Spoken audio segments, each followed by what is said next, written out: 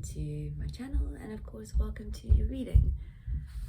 Keeping in mind that this is a collective reading, so take what resonates, leave whatever doesn't for whoever it's meant for. I also want to just say that these readings are not future predictions or telling you things that you don't know. It'll be confirmation of something, or you'll hear something that will trigger something in you. Maybe, I don't know, you'll ask yourself a different question, or you'll view a situation differently, but there is definitely something in this for you if you have clicked on this link. So let's see what that is. Okay.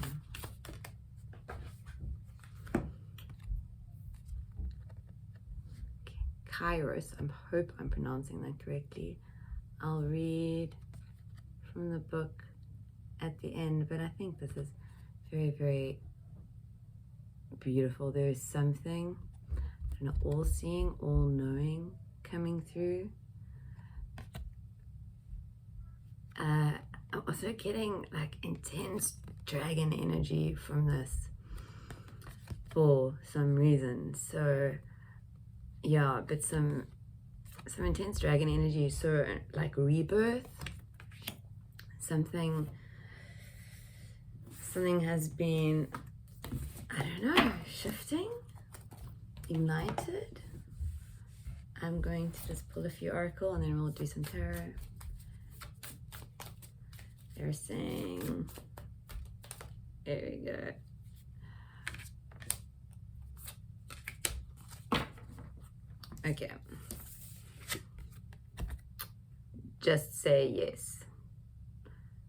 I'll pull some tarot clarifiers on this specifically, but there is this trusting the niggle, right, and just saying yes, kind of jumping, leaping with faith, and trusting that which is within you, what lights you up. This is very much the energy that I am sensing from whoever is co-creating this video with me. Is like, you know that you have a calling. Perhaps it is something old that you are reigniting your passion about, or perhaps it is something new that you're curious about, but are maybe stepping into a fear-based state of, am I, too old, or is this really for me, or whatever stories that you've come up with to talk yourself out of it.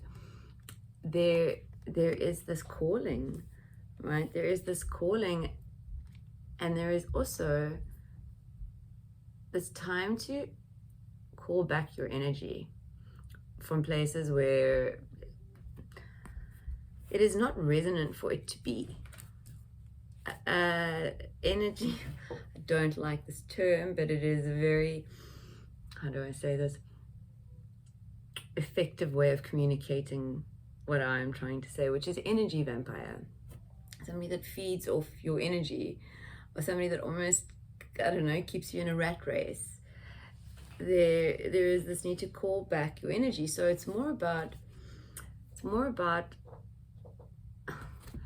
your focus. Call back your focus. So where are you focusing on? Are you focusing on the things that are problematic in your life, right? Or are you focusing on the things that are resonant for you, the things that inspire you? Because with the High Priestess, she's coming to the surface, she's coming out of mystery, but she's also awakening to her inner guidance, her inner magic, her inner goddess. She is awakening to her strength and her power. And in that awakening, we have the soul tribe, these soul connections, these people that come within our lives that bring us into community, because without that sense of community, we can get lost. We can get lost in in all the questions and all the search and the rights and the wrongs, and we can forget that there is no right, there is no wrong. Things are simply as they are. Okay, let's do a shuffle.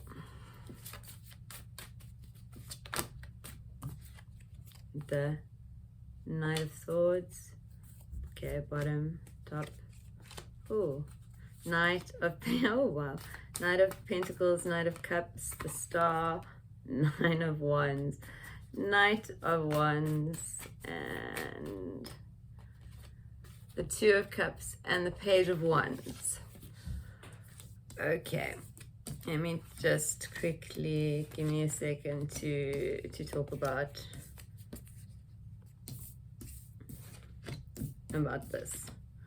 Okay, so you've got these knights. You've got the knight that has mastered he mastered his mind. He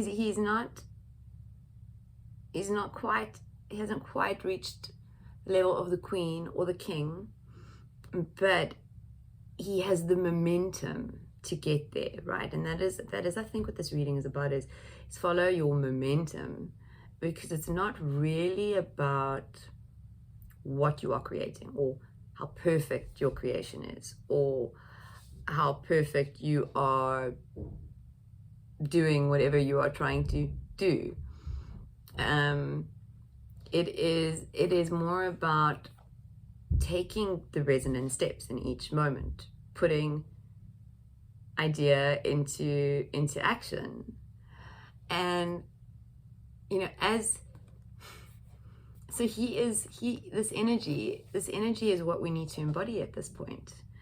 This energy, because the seeds have already been planted. With the Seven of Cups, there is always this the Seven of Cups, Seven of Pentacles, there is this, things are actually beginning to be seen in the 3D world. So the more you are in this trusting, energetic, forward motion momentum, right, the more the truth of what you are will begin to reflect in your current reality. We get the Knight of Cups, the romantic, the dreamer, you are running towards yourself, your beautiful, beautiful divine self. The self that is in completeness with all that it is and all that is. Okay, so that is what is taking place. But we do allow ourselves, and I do mean that, we allow ourselves, for whatever reason, fear or doubt, anger, we allow ourselves sometimes to get stuck, to get stuck. Like we in the 10 of Wands, there is movement, there is, I say that in 911, there is the acceptance that it's not just the journey is over, it's that the journey is just completely new. It's just continuing in a new way. So there, I'm going to pull some clarifiers on this 9 of Wands, because straight after that we get the Star and the Knight of Wands. So we do see this filling, this filling of one's cup to the point of being able, for it to be overflowing for others, in however way that resonates with you. But something is keeping stuck, an old pattern, an old behavior, a limiting belief, maybe some childhood trauma. So there is with the Lovers. Yes, the Lovers can indicate romance and troubles in relationships. It can also just mean conflict within the self, right? Within your divine masculine and your divine feminine, or just within the self. And I am getting that this is self, because here we have the Judgment card. I'm going to pull the top as well, and we have the three of Swords. Okay, so this is about healing inner pain. This is about healing judgment. This is about being very, very gentle with yourself and whatever you've been through, whatever you're going through. But also, more importantly, just stop focusing on all that has been and simply focus on what matters to you, regardless of what everything else looks like. There is some inner healing that needs to take place before you can take, these steps. And yeah, 9111, and there is this beautiful energy that is coming through. We have the Star with the Knight of Wands, with the Two of Cups, which I'm reading here as inner union, like inner union within yourself, like oneness with all, oneness with self. Yes, I am getting oneness. I don't know, this here, like I'm getting this completeness of journey, and I'm seeing it everywhere, actually. So I don't need to point it out to you, but yeah, suddenly I'm seeing these oneness circles. So that is what we're talking about here. That is what we're talking about here. But in order to get to that state, you have to be gentle with yourself. You have to do some inner healing, some self-reflection. I'm gonna also just pull from this deck, and the cards that I've already chosen to be out are knowledge. Okay. Scornful. And the divine. I'm going to talk about the scornful. This card comes out when we are quite literally being our own worst enemy in our heads, where we are choosing to view our circumstances or our lives or things that are happening or people, work or whatever. We're choosing to view them in a very negative way. We're choosing to see things as negative to the extent that it is actually negatively impacting, or can negatively impact our health, our way of being. It is toxic to not see the truth that is, whatever situation or situations are presenting themselves to you that are causing you conflict or pain, they are merely reflections of the places within yourself that need healing. I know that is when you are in pain and you hear that you are the cause of your own suffering, nobody wants to hear that. But it is simply, your emotions are a compass and a roadmap for something in you that is false, a belief in you that is false, a belief in you that causes you to view the world in a less than positive way. So there really is a call for self-reflection and self-healing. I am going to actually put the write-up for this in the description box, the book often has a couple of questions that you can ask, and just some journaling notes which may be helpful. You know, we have the divine, we have knowledge. There is so much beauty and energy. The beauty in this energy is amazing. What is the work that you are doing is beginning to reflect itself back to you in the Seven of Pentacles. We see that as you continue to follow your passion and trust the universe, that things are coming into motion. I mean, we have 3 knights here. There is a lot of forward momentum. Okay, I'm going to pull. I'm going to just see if there's anything else. And then I'm going to just pull some clarifiers on that. Yes, as I said I would in the beginning. Is there anything else? 10 of Cups. This is all about coming into that which is your greatest desire and dream. You know, the happy family card does not necessarily need to include a family. It is the acceptance and the joyous state of fully trusting the universe, of not being triggered by one's emotions. That is what this represents. A state of embodiment, a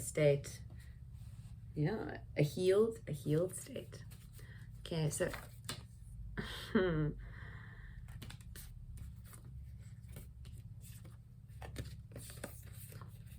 okay, so with this yes, just say yes.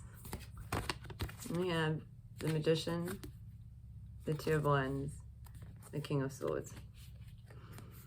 You are a conscious creator, you're an alchemist, you are being urged to ask yourself the questions of what inspires you, what lights you up, and further than that, you are being called to put them into action, to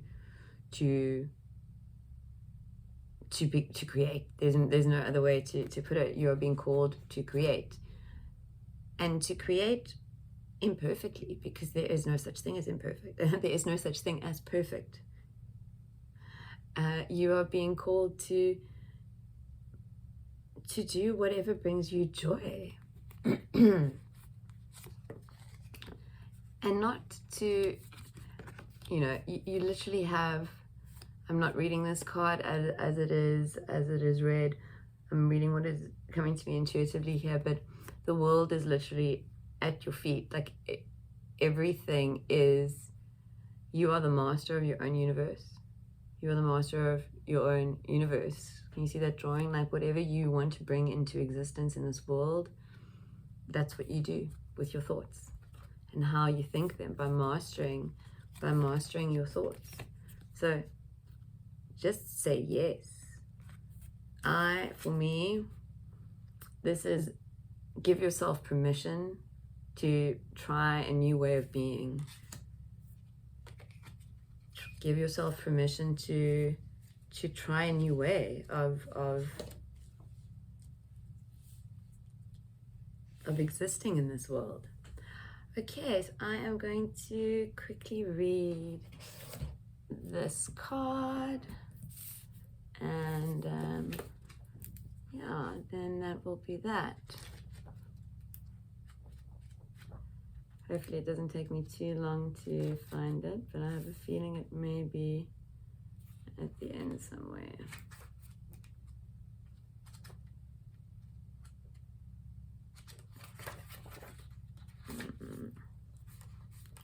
Sorry, there we go. We have all had the experience of timelessness, of life beyond the ticking of the clock. It may be felt as time standing still, slow motion, or losing track of time on a walk or in a lovely conversation. This is known as mythic time, and it is the territory of the Kairos. This card suggests there is a secondary time continuum that goes beyond any earthly clocks and schedules. Within this non-linear realm, we access divine timing. A single moment ripens with auspiciousness, and our actions change the trajectory of our whole life. Time becomes a living thing that watches over us and tells us precisely when to speak or act. When this card appears, it is all about patience and precision. No clock can guide you. Wait for the rush of inner knowing and not a moment longer. When light, alignment, ease in decisions and actions. When dark, fighting against time. Compare the Greek words chronos and kairos. This will guide you to an understanding of logos and mythos.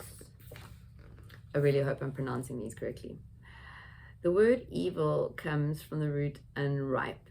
Consider that everything has a time of ripeness when it becomes a nourishing fruit, sweet to the lips.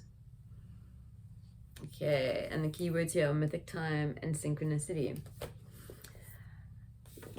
So, yeah, everything is happening in divine timing for you, for us all.